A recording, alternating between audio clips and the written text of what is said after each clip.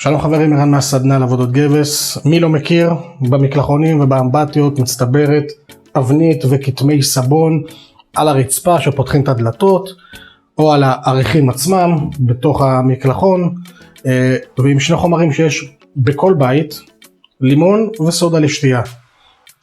אפשר להסיר את זה ובקלות. אנחנו מתחילים את הפרק הזה, פרק מעניין, קצר, ואני מצרף לכם עוד איזה אלמנט טכני שמי שידו משגת ויודע לבצע רכישות באינטרנט יכול גם כן לקנות את המוצר הזה שיעשה לכם את החיים קלים. אנחנו מתחילים. לפני שאני אציג לכם את המוצר עצמו שכל אחד יכול לקנות אותו, אפשר לנקות גם כמובן עם סקוץ' רגיל או מברשת כזו או אחרת שיש לכם בבית. הסט הזה הוא למעשה סט מברשות, זה המעריך, אם צריך להגיע למקום שדורש מעריך. זה סט של מברשות ותושבת לכל מיני סקוטשים ברמות גירעון כאלה ואחרות. זה סקוטש קצת יותר גס, היום אנחנו נעבוד איתו גם. פשוט זה מתחבר אליו בצורה כזאת. החלק האחורי יש לו את היחידה שמתחברת לנו לתוך מבריגה, יכול להיות לאימפקט, יכול להיות למקדחה גם כן. יש את כל החיבורים, יש ספוג עדין לעבודות עדינות יותר.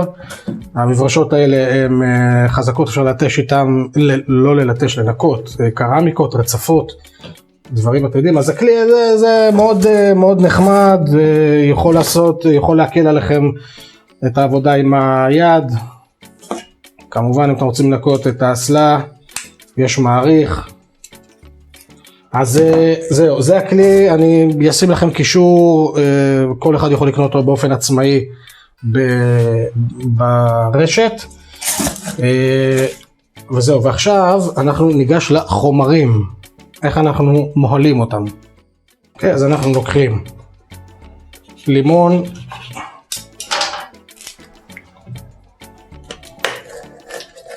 נסחוט אותו לקערית קטנה,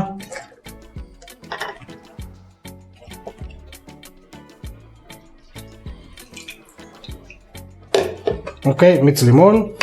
לתוך המיץ לימון תשפכו 2 כפיות, 3 כפיות סודה לשתייה, ואתם רואים מתחילה להיות ריאקציה של החומר, הוא מתחיל להקציף את עצמו, זה נורמלי לחלוטין. ומה שאני אעשה עכשיו, שופך אותו על המשטח. בואו נוריד את המצלמה. זה החומר שלנו. אתם רואים אותו כבר מוקצף. נתתי לו איזה חצי דקה, רק שיעבוד טיפה, אפשר לתת דקה. ואנחנו נשפוך אותו על האזור שלנו.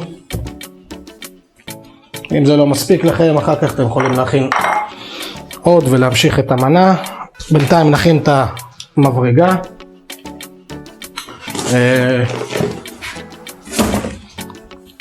אנחנו נעבוד עם סקוץ', עם הסקוץ' הירוק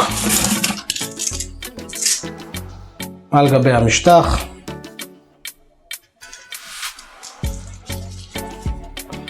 אוקיי, את זה אנחנו נכניס, רק תקפידו כל הזמן כשאתם מקבלים את זה שזה מוברג עד הסוף.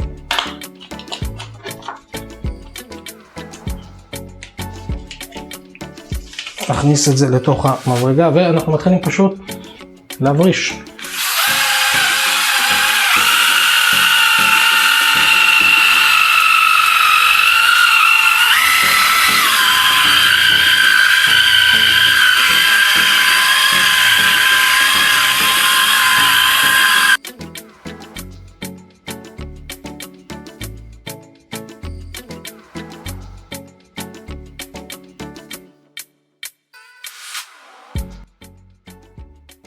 כעת ניתן לחומר לעבוד טיפה, 2, 3, 4 דקות, ואז אנחנו נמשיך את ההברשה, ותסתכלו כבר איך זה נראה.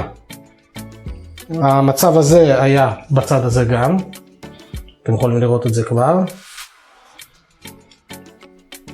אוקיי, המתנו מספיק זמן, שימו לב, כתמים קשים תצטרכו לעבוד עליהם קצת יותר זמן, אם זה ממש הוזנח תקופה ארוכה, אז יש הרבה שכבות של אבנית. אז בואו ננסה להוריד את הכל.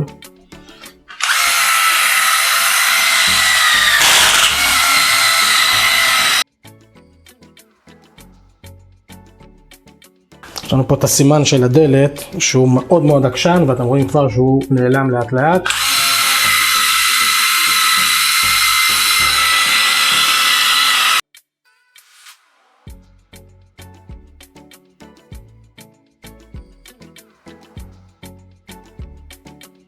אחרי שתשטפו את המקום,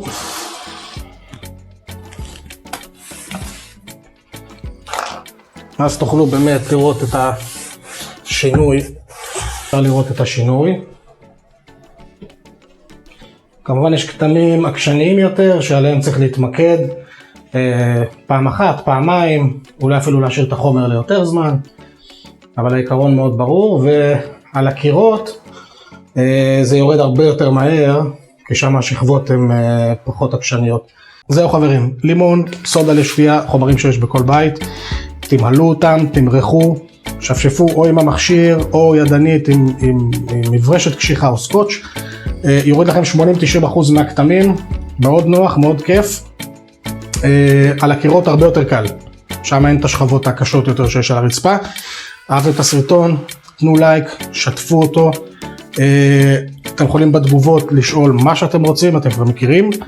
מי שלא מנוי עדיין, מוזמן להצטרף כמנוי לערוץ. יש סרטונים נוספים בדרך, חומר מעניין, מיד אחרי הסגר, יהיה טוב. אז תודה ולהתראות.